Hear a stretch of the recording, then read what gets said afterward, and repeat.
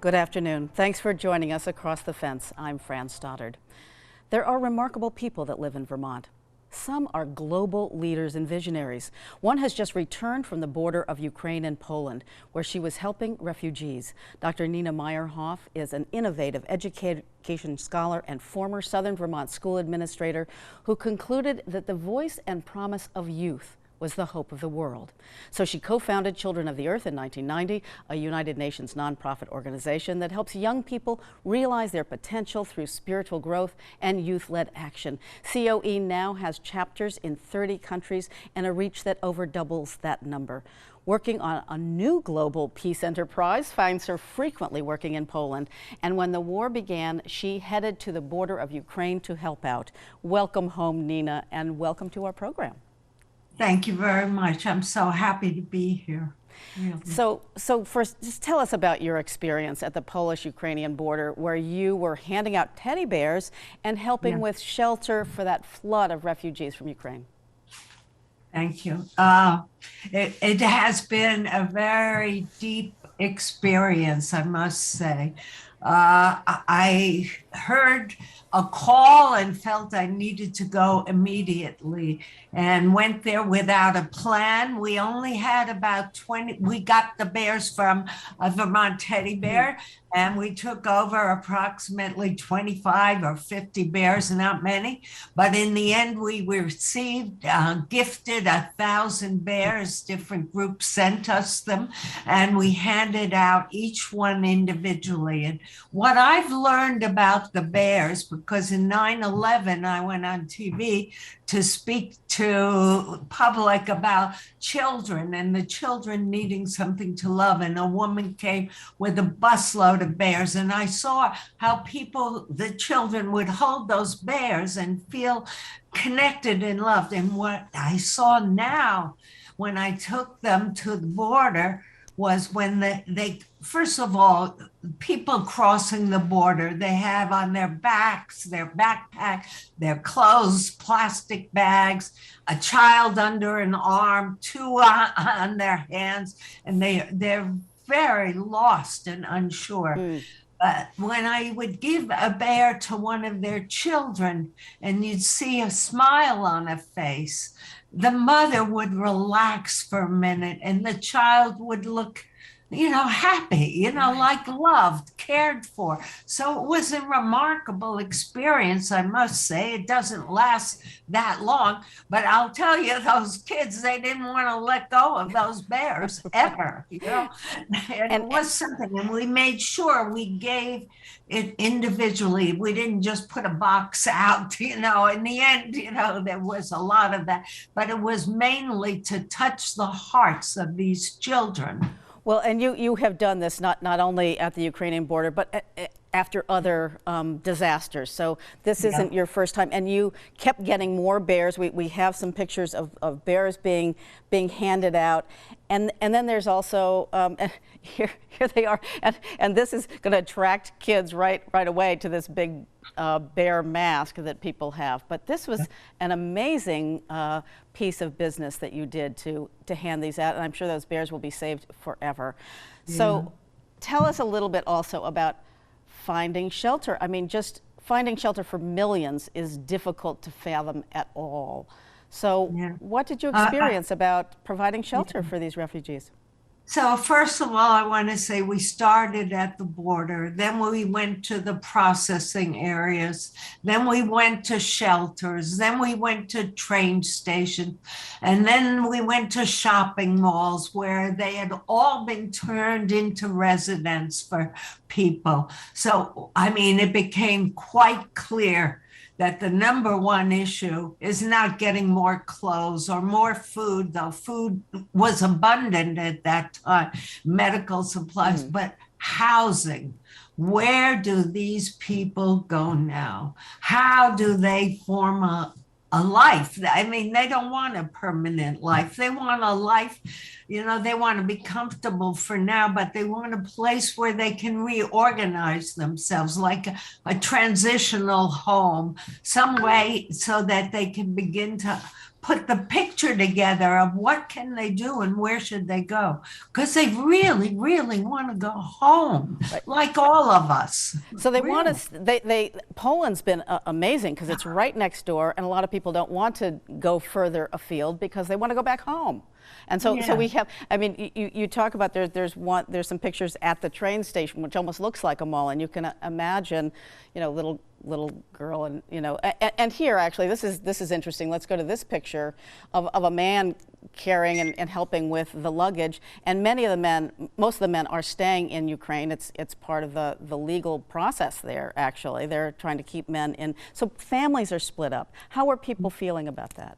Well, I mean, it's so hard to imagine. When you see men there, you also believe or know that they're going to go back across the border to fight. How do you feel if you've lost your brother, your father, your husband, your son? It's just women and children alone. But the real issue is, how can they plan ahead? They have no idea. They have no idea if they'll ever see their men again. Right.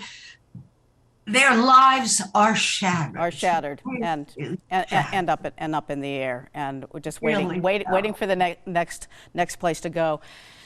So I'd also like to. You've been spending a lot of time in Poland before the war began, developing the One Humanity Institute in Auschwitz, the former Nazi concentration camp. Yeah. So in a nutshell, tell us about that project. Surely. I was invited to visit Auschwitz by a group of people, and I spent a while there.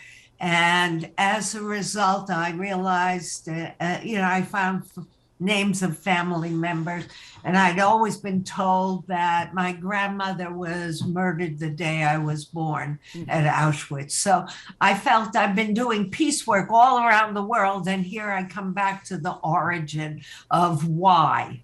This is my legacy. So, and Auschwitz to me represents atrocities. It's the most well-preserved, sacred, unsacred site on earth. I mean, it's an amazing thing to walk through gas chambers and terrible. So you can imagine, what is the opposite? If we believe in peace and love and happiness and wanting the world to be a better place, why not take this as the extreme negative and look at what is it that we could build as one humanity, that it would never happen again? Because, there it is, their phrase, never again.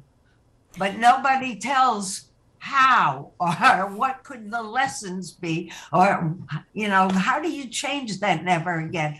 So we were gifted in the town of Oswiecim, which is the Polish name for Auschwitz. Okay, yeah, and the town that's there. Yes, and we were gifted 2 houses, and that's another story. And we were going to make it a social innovation hub, et cetera, a pilot project of a solutionarium.